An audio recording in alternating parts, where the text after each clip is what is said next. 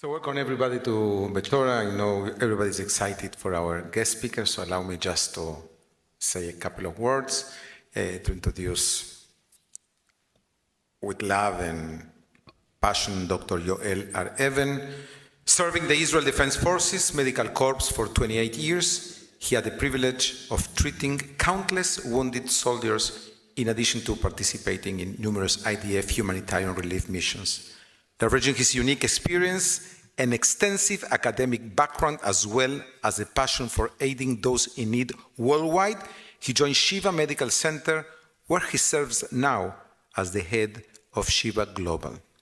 At Shiva, he is proud to lead efforts to harness the accumulated expertise of one of the world's best medical centers for the advancement of healthcare worldwide. In recognition for his work, which includes heading Shiva's Shining Star Field Hospital mission in Ukraine on 2023, he was named one of 48 Israelis who are uniquely shaping Israel and the world by Israel's 21C, as well as one of the top 100 people positively influencing Jewish life by the Allgemein. Every time we read about Shiva, and it makes us feel so proud of belonging to these amazing Jewish people, and to be strong supporters of the state and the people of Israel. It's always a privilege to receive those who build Israel on a daily basis. So welcome to Beth Torah, Dr. Yoel R. Even. So again, Shabbat Shalom, everyone, and really thank you for having me here for the Shabbat service. I think if we would met in a different era, I'd probably stand here and talk to you about the size, the capacity, the footprint that Shiva Medical Center at Tel HaShomer has on Israeli life, and what is my role with medical diplomacy, especially with the Abraham Accord countries, and what we are doing in regard for humanitarian aid, as mentioned in Ukraine and in some other places. But as we all know, we are living in a different era after October 7th. And with your permission, I would like to speak shortly about the Shiva role, what we are doing for the state of Israel after October 7th. And I will be focused on four main elements. The first is that our role, amongst other hospitals, but as the biggest and the largest medical center in Israel, we are doing the heavy lifting of taking care of our casualties. Since October 7, we accepted more than 1,000 casualties from the front line. 70% of them are at the rehab center right now.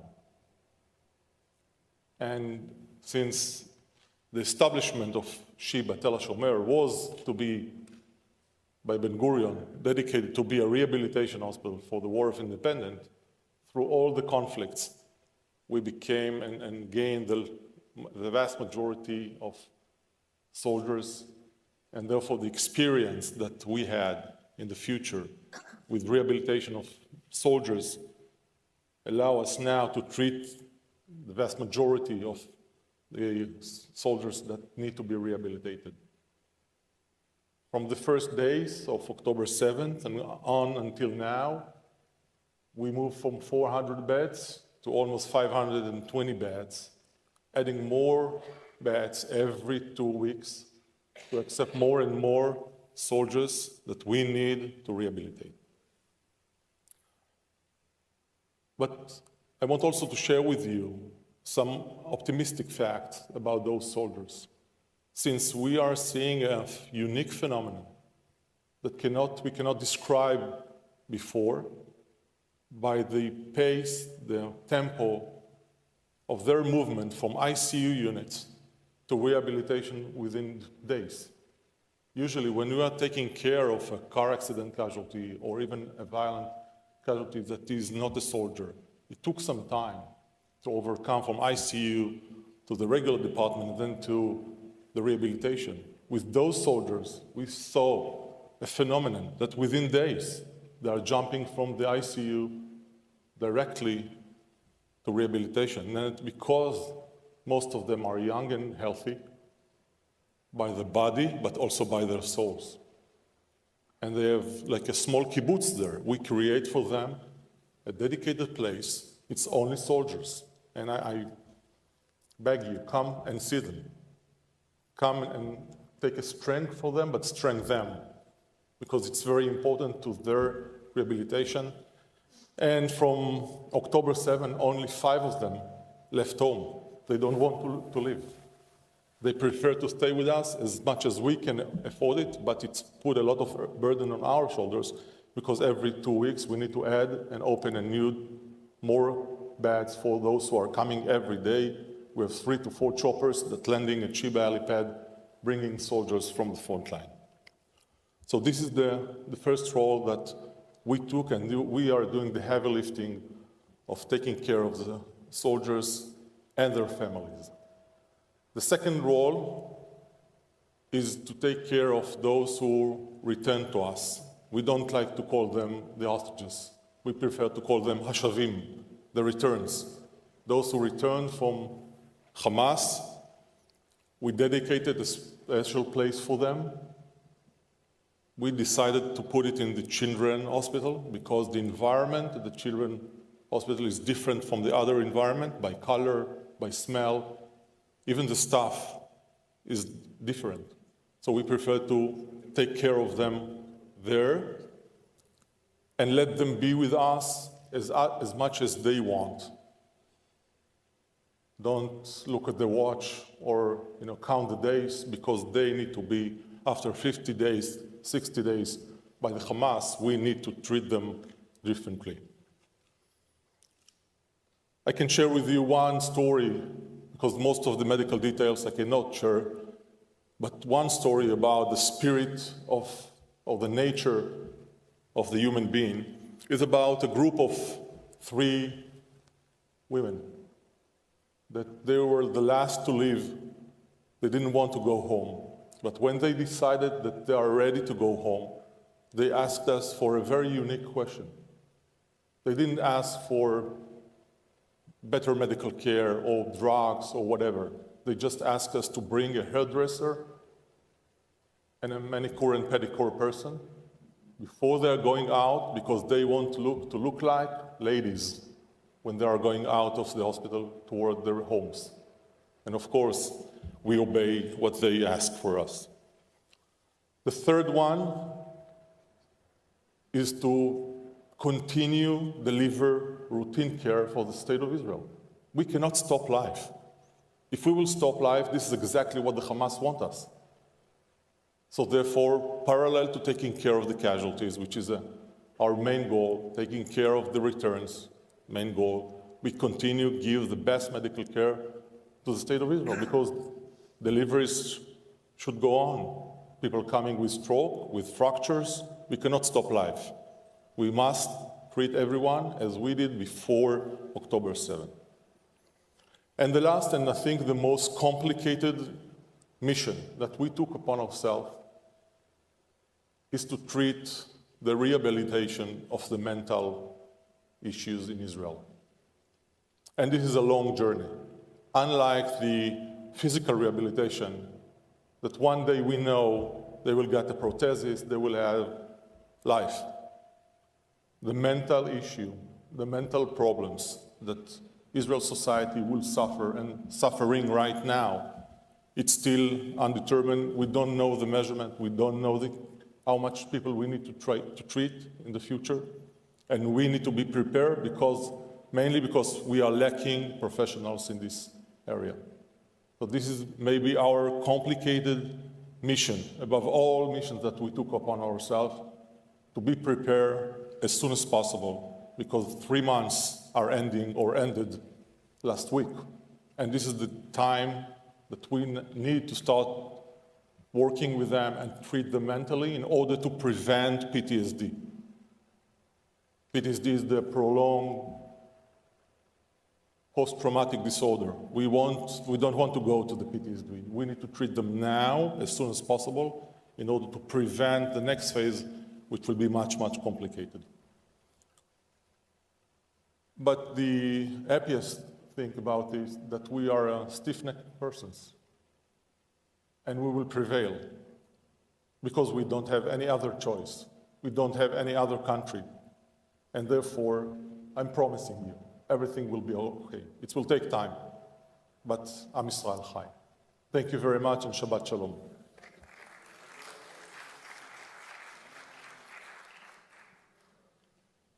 No, we have a couple of minutes. Anybody want to ask any question to the doctor?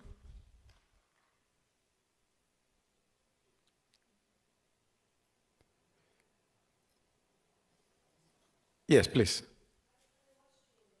What is your name, please? Hi.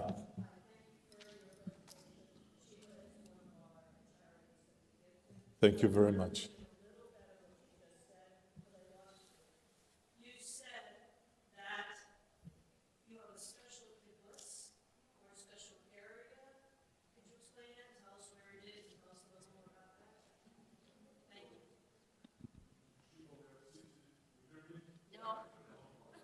You have a mic. Thank you. At Sheba, we have 6 different hospitals. One of them, or maybe the first one, is the rehabilitation hospital. In a regular day, about 400 beds of rehabilitation, from orthopedic rehabilitation to neurologic rehabilitation, ventilation, post-stroke, children, or whatever. In the first few days, we add 6 beds to the current department, but very, very soon they were all taken. So we need to dedicate a different place for soldiers. It happened to be that we had another facility in the same location that used to be geriatric rehabilitation. So we move all the geriatric patients, we move them to the basement, where at the COVID time we set the ICU unit underground. And the reason that we did it, it's because of the sirens. Still, at the same time, we had sirens and missile attacks in Israel, and to schlep geriatric rehabilitation to the safe rooms, it's very, very difficult. So we move them to the basement where it's safe. It's a shelter. And by then, we have a full floor of 72 beds that we converted immediately to take care of the wounded soldiers for the rehabilitation. Now, all 70 beds are fully occupied. So we need to go on, because every day we get more and more and more soldiers for rehabilitation. Landing at Sheba from the battlefield, or what we call secondary evacuation from the other hospitals like Soroka and Barzilai. When they are ready to start the rehab process, they send to us. So our challenge now is to find more and more beds, because they're still coming every day. Thank you so much for everything you're doing and for your explanation. Thank you. Yes, please. What's your name? Hi, Stephen.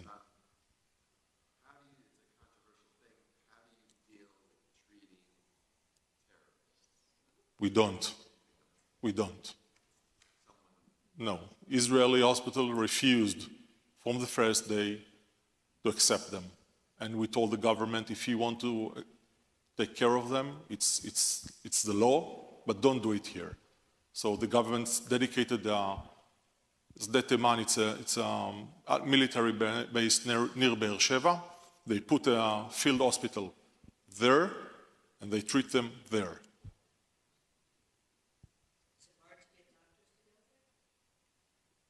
In a way, yeah. They need to get a direct order to go. They don't volunteer for that. Unlike going for mission abroad. So, yeah, it's by order. Yes. Medical diplomacy. Oh, how much time do we have? Till of dollar? No lunch today? Medical diplomacy, if you look on Google or try to look it on Webster dictionary, you won't find it, medical diplomacy. There is not such an, until now, such an expression called medical diplomacy. It's an expression that we thought that it's right to put together. And medical diplomacy, mainly carried by my responsibility, is the bridge that we do believe we can bridge over between nations people, countries in our tough neighborhood.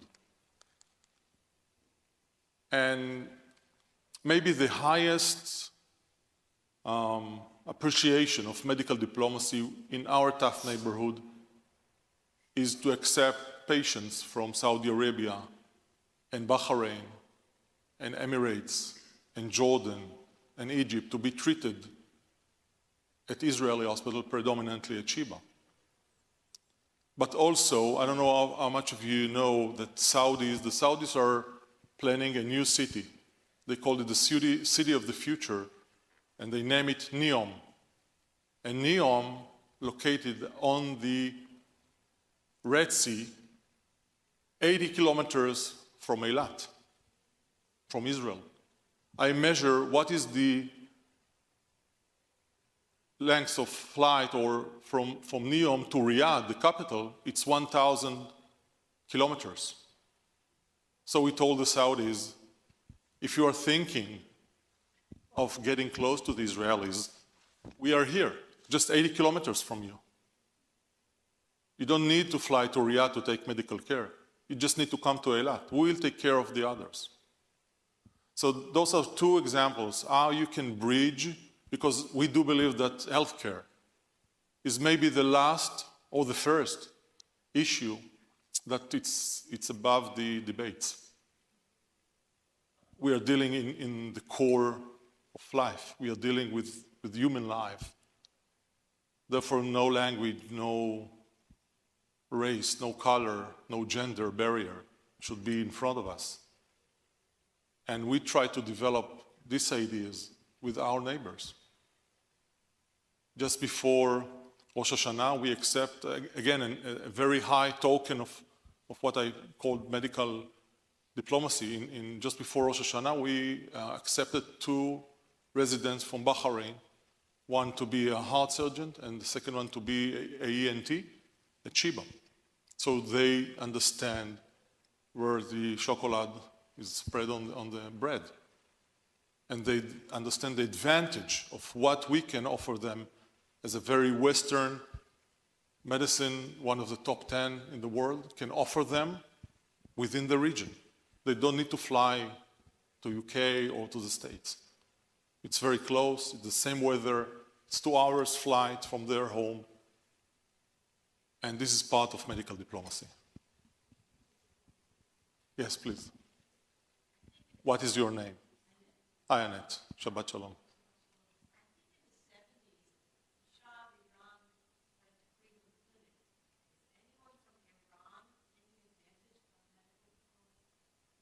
Not yet, but I truly believe that it's coming. It's coming. There will be change. Yes. What is your name? Hi, Gold. Hi, Zehava. You do intensive reading. Correct. Do you give percentages of, do you have 100% recovery or 50% recovery or everything is relative? Healing and getting better, it's from person to person, it's different. And it's really, if someone is amputated with both of the legs, you cannot compare it to one who's just, get a bullet and need to be rehabilitated. One of the officers that was hospitalized at Sheba got 12 bullets in her body. She left. She's home right now. I might come back with her. Her name is Eden, a beautiful officer from Home Front Command. The terrorists by mistake entered her base this Shabbat because they thought that they are going to one of the intelligence bases at the south and shot her 12 times. She showed me all bullets all over. And it's different when you are talking with a soldier, Yona, brief. His parents came from LA, immigrant to Israel, and he's still fighting for his life in ICU. So everything is relative. Yes, what is your name, please? Hi, Hugo. Regarding the integration of Israeli Arabs in Israeli society, I think that the medical field is one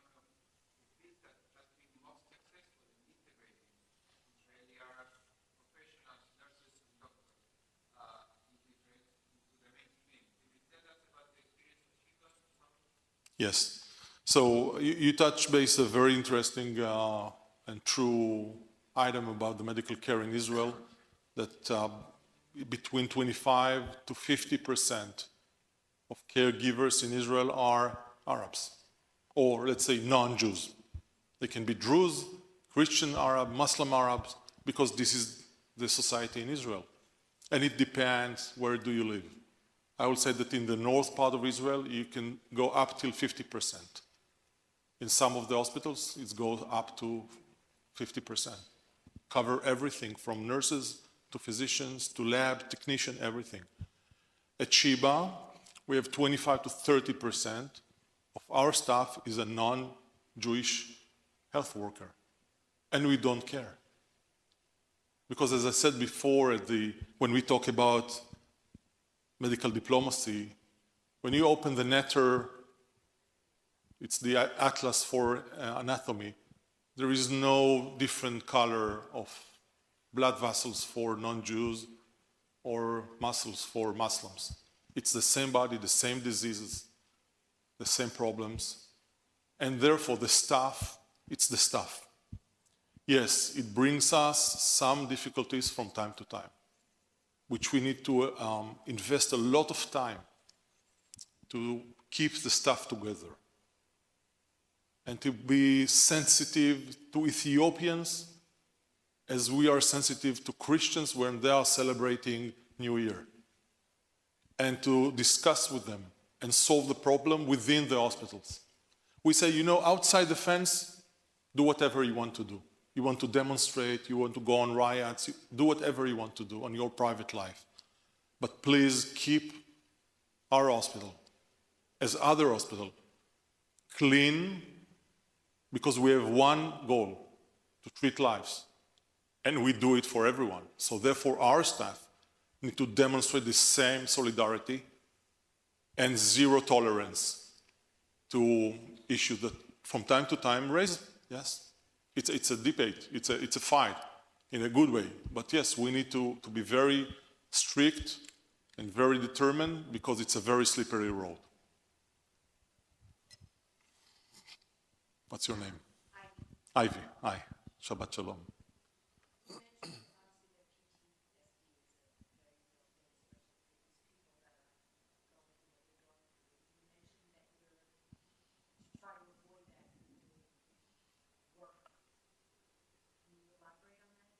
Yeah, PTSD is the prolonged, if you don't take care of mental issues, it might go in the future into a PTSD.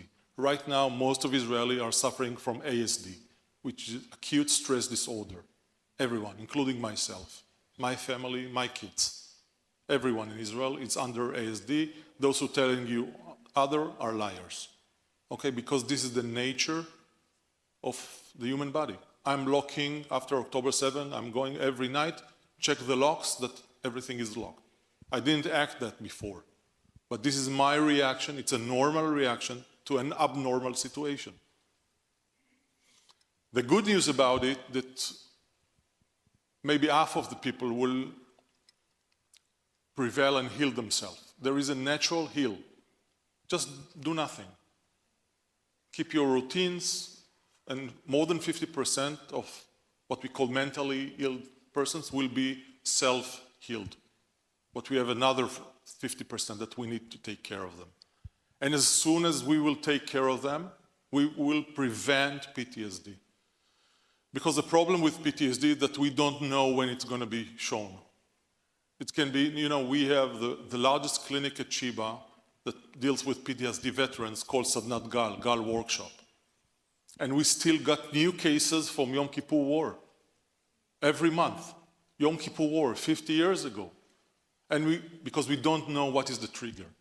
It can be a fight with a spouse. It can be fireworks in Yom Ha'atzmaut. Therefore, we stopped fireworks in Yom Ha'atzmaut. It can be a door that closed in a very noisy way. We don't know what is the trigger. And for that, we want to prevent. Because we don't know when it's going to show up. And when it showed up, it's almost irreversible. So this is the time frame right now to start working with those civilians mainly for, I will say, 4 circles. The first circle is the circle of the kibbutzim and moshavim on Gaza envelope, on Gaza Strip. The good news about them that most of them are communities, and community has the power to heal itself. And it's easy to work because there is a social worker of the community. They have some doctors in their communities, and we know who are they. Right now they are settled in few hotels in Israel, and very, very soon they are going to move to communities that are not their kibbutz, but still it's together. And the togetherness has a strong power of healing. The second is the cities within this parameter. Sderot, Ofakim, Netivot, they don't have congregations. To live in a city, it's not like to live in the kibbutz. The third is the 40 kilometers diameter of Gaza, but now also from the north, because we have missiles from the north. And the fourth is the rest of the state of Israel, because they attacked Tel Aviv. Yes, please. Yes. I'm Rabbi Jeff Botnick. Delighted to be Shabbat Shalom, Rabbi. present. Help me a little bit because of the long time association I've had with chaplaincy. Help me to know a little, help us to know a little bit about the creativity that's called upon for chaplains in such hospital settings. So yeah, I think that it's going on routine time, and it's double the size or the needs in wartime, and I think you can see a very interesting movement. Every conflict, people who are getting close to spiritual and to religion, and in the same time, people are getting out. But mainly, I think you can see more and more people are getting in and asking for some relief, maybe some answers. And therefore, we have volunteers at Sheba that are also covering those aspects of life, spiritual, I would say guidance, and it's for all. We have rabbis, we have priests, we have qadis, because our patients are Muslims, Christians, and Jews. Even from the soldiers, you know that not all the soldiers in the IDF are Jewish soldiers. Therefore, we need to support them as we support the others. So we have volunteers from the Muslims, qadis, and we have priests, and we have rabbis from variety of color of kippah and size of bird. Yes, please. What's your name? Jeff, Hi, Jeff. Shabbat Shalom. Good Shabbos. a medical question for you. Sure. Have you applied dietary solution, i.e. plant-based, to your patient load? It's shown scientifically with many studies that show reversal of Parkinson's, muscular dystrophy, Alzheimer's, dementia, mental health issues, strictly going to a plant-based diet. And I know Israel is in the world of Mediterranean dietary usage. No animal products involved. Have you seen any evidence or applied any of those techniques to your patients? Not that I'm familiar, but I'm not expert in dietary, and I will be happy to connect to you and to ask those questions our chief dietary and nutrition services at Sheba, because it might seem very interesting.